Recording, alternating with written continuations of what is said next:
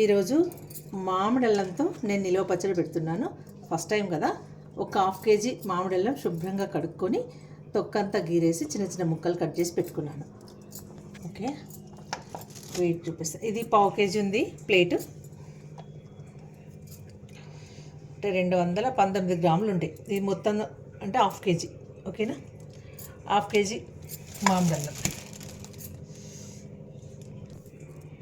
అది 1/2 కేజీ కారం అండి. ఓకే, అంటే ఇందులో నేను 1/2 కేజీలో సగం కారం తీసుకున్నాను. ఇది కూడా అంతే. ఏంటంటే ఈ బౌల్ వెయిట్ తీసేస్తున్నాను. ఇది కూడా 1/2 కేజీ 300 గ్రామ్స్ సాల్ట్ తీసుకున్నాను. దొడ్డుప్పు అండి, కళ్ళుప్పు అంటాం కదా అది. అయితే ఏంటంటే కొంచెం ఒక గుప్పడు ఆపి నేను గ్రైండ్ చేసుకుంటాను. టేస్ట్ చూసి మళ్ళీ అవసరం అనుకుంటే వేస్తాను. ముందు కొలతలు తీసి సెట్ చేసుకున్నాను. అలాగే చింతపండు, ఇది 200 గ్రాములు. నార గింజలు ఏవీ లేకుండా చేసి శుభ్రంగా కడిగి ఉడకబెట్టి పెట్టుకున్నాను. కొంచెం వాటర్ ఎక్కువనే వేసాను. మనకు కొంచెం లూజుగా ఉండడానికి కొంచెం ఎక్కువ వాటర్ వేసుకోవాలి. ఒకవేళ ఇంకా తగ్గుతుంది అనుకున్నప్పుడు కాచి చల్లార్చిన వాటర్ వాడుకోవచ్చు. ఓకే, అలాగే ఇందులో అంతే. ఇందులో వెల్లుల్లిపాయలు కానీ ఆవాలు ఇలాంటివి నేనేమీ వేయట్లేదు. కొంచెం జీలకర్ర మెంతుల పొడి వేస్తాను. ఆవాలు కూడా వేస్తారని తెలుసు, కానీ అది వేడి కదా, మనం మామిడికాయ పచ్చళ్ళు అలాంటి వాటిలో ఎలాగో వేస్తాం. ఇందులో ఎందుకు అనవసరంగా అని చెప్పి నేను ఇందులో ఏమీ వేయట్లేదు. ఓకేనా ఫ్రెండ్స్, అయితే రెసిపీ అంతా ఎలా చేయాలి ఏంటి అని చూపిస్తాను. మనము మిక్సీలో పట్టుకోవాలి. అన్నీ అయిన తర్వాత ఒక్కసారి గ్రైండర్లో వేసుకుంటే మొత్తంగా అన్నీ కలుస్తాయి. ఫైనల్గా తాలింపు పెట్టేసుకుంటే సరిపోద్ది. అంతే. ఇలా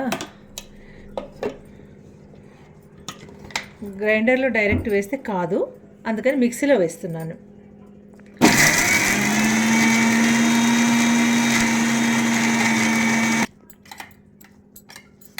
ఫ్లేవర్ అయితే చాలా బాగుంది. టేస్ట్ ఎలా ఉంటుందో నేను కూడా ఫస్ట్ టైమే చూడాలి.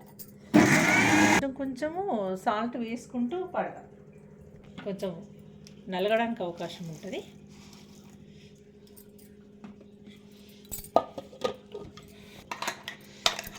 ఇలా మొత్తం గ్రైండ్ చేసుకోవాలండి. గ్రైండ్ చేసుకున్న తర్వాత వెట్ గ్రైండర్లో వేసుకుందాము.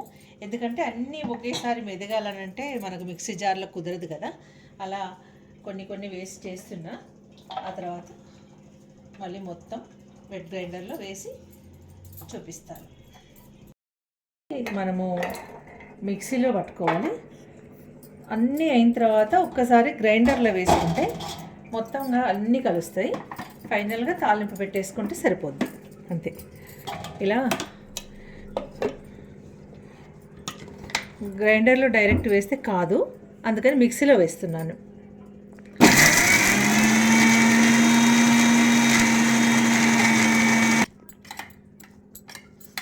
ఫ్లేవర్ అయితే చాలా బాగుంది. టేస్ట్ ఎలా ఉంటుందో నేను కూడా ఫస్ట్ టైమే చూడాలి. కొంచెము సాల్ట్ వేసుకుంటూ పడతాం, కొంచెం నలగడానికి అవకాశం ఉంటుంది.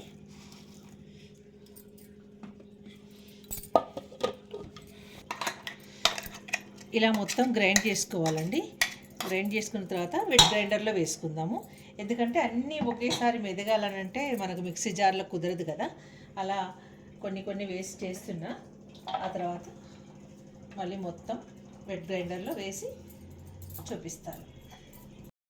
కూడా ఒకసారి గ్రైండ్ చేసి కలిపేస్తాం. మనమంతా వెట్ గ్రైండర్లో వేసి రుబ్బుదామండి.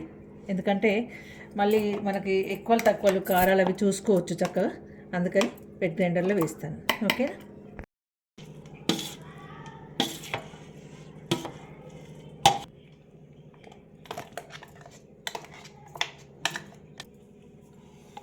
ఇది ఒకసారి ఆన్ చేసి కొంచెం కారం అది వేస్తూ ఉంటాను నేను.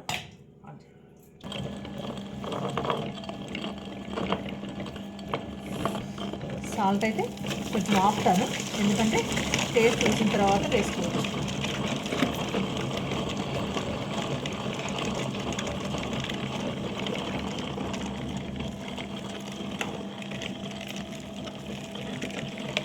ఇది కూడా కొంచెం ఆపాను.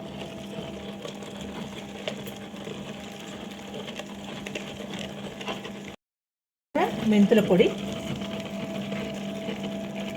ఒక స్పూన్ అయితే వేస్తున్నాను, అంటే నిండుగా వేసాను, ఇంకొక సగం. దీనివల్ల మంచి ఫ్లేవర్ ఉంటుంది. అలాగే ఇంకా చింతపండుది ఉంది, అది కూడా నేను కలిపేస్తాను.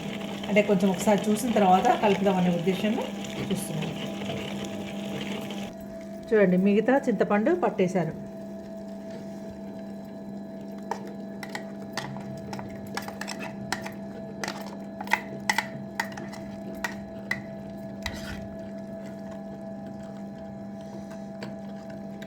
ఇప్పుడు టేస్ట్ చూసుకుని నాకు తెలిసి ఈ లెక్క ప్రకారంగా ఉప్పు కారాలు కూడా పడతాయి.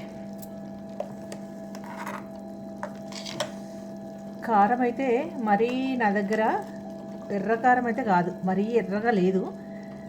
సరే ఇప్పుడే ఫస్ట్ టైం కదా అని నేను ఉన్నదాంతో నడిపిస్తున్నా.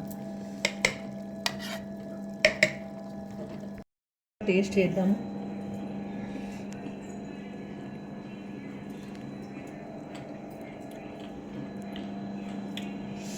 ఉప్పు అయితే కరెక్ట్గా సరిపోయింది. కారం పడుతుంది కొంచెం, కానీ మా సిరి చాలు అంటుంది, టిఫిన్లకే కదా అని.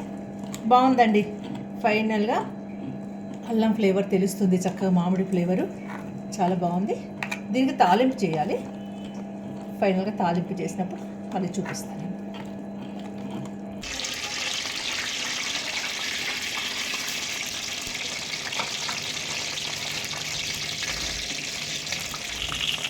ఇది కొంచెం వేగిన తర్వాత అప్పుడు ఆవాలు వేసుకుంటే ఆవాలు మాడకుండా ఉంటాయి.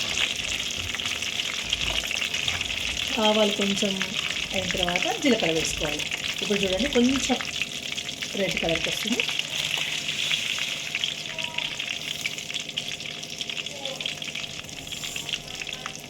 ప్యాకెట్లో కొంచెం ఉంది అనుకున్నా, కానీ గుప్పేడు వచ్చినాయి.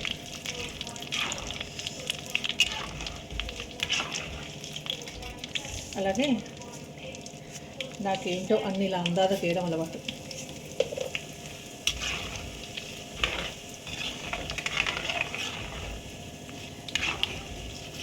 ఇప్పుడు ఏంటంటే ఈ వేడికి మనకు ఎండుమిరపకాయలు ఫ్రై అయితే, వెల్లుల్లిపాయ మరీ ఎక్కువ కావద్దు కదా, వెల్లుల్లి కొంచెం స్మెల్ ఉండాలి కాబట్టి మనం స్టవ్ కట్టేసుకొని వెల్లుల్లి కానీ ఎండుమిరపకాయలు కానీ వేసుకున్నాం.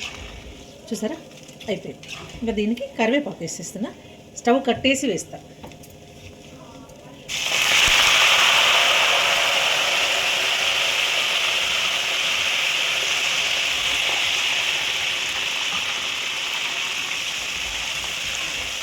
ఇప్పుడే మనం వెల్లుల్లి కూడా కొంచెం